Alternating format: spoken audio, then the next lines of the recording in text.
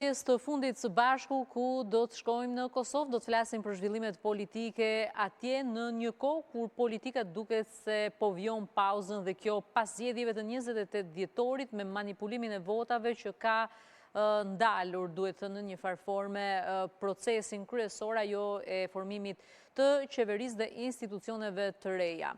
Shumë flitet edhe për debatet që vinë me subjekteve politike që mund të mundësojnë në një farforme një krizë tjetër, ajo për zgjedhjen e presidentit. Por së fundmi ka qenë kryeministri i zgjedhur nga zgjedhjet e dhjetorit, Albin Kurti, i cili ka dhënë edhe për mediat lajmin, duhet thënë, të bisedimeve me Vjosa Osmanin, takimeve të zhvilluara, qofshin ato edhe përsa i përket emrit të saj, pra për rizgjedhjen e presidentit, kundër të tjera, ka folur edhe për bashkëpunim me opozitën, pra një gjë e tillë edhe pse numrat janë, sipas zotit Kurti, duket se është në horizont, pra mundësia për ta pasur një gjë të tillë.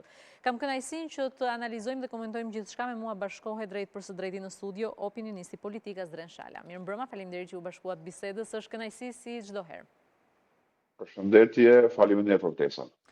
Dua fillimisht ta nis zoti Shala për sa i përket le të themi deklaratës, sepse është lëndë kuptohet nëse emri Vjosa Osmani do të jetë kandidatura zyrtare nga lëvizja vetëvendosje, nëse do të jetë pra emër që do të vi për emrin e presidentit, duke sjellë le të themi një debat shumë të gjerë nëse do të mundësohet nga subjektet e tjera politike. Zoti Kurti ka thënë se janë në komunikim, pra janë takuar, por duket se është një hap i katërt sipas zotit Kurti zgjedhja e presidentit dhe janë të tjera çështje para saj.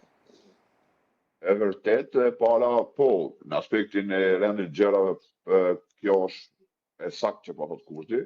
Fillimisht duhet konstituimi i kuvendit, pastaj zgjedhja e qeverisë, votimi i marrëveshjeve ndërkombëtare dhe buxhetit shtetit për 2026, me që rrezikojmë me metra dhe pagat shërbimeve civil, dhe pastaj do të vim te çështja e presidentit. Kjo është kronologjia e ngjarjeve që e presin Kosovën gjithmonë në rast se konstituohet kuvendi sa më shpejt, dhe pastaj vim te çështja e shumë përfolur, e cila realisht edhe ka marrë peng duke pamundsuar një koalicion nga ato zgjedhje para prakët e 9 shkurtit.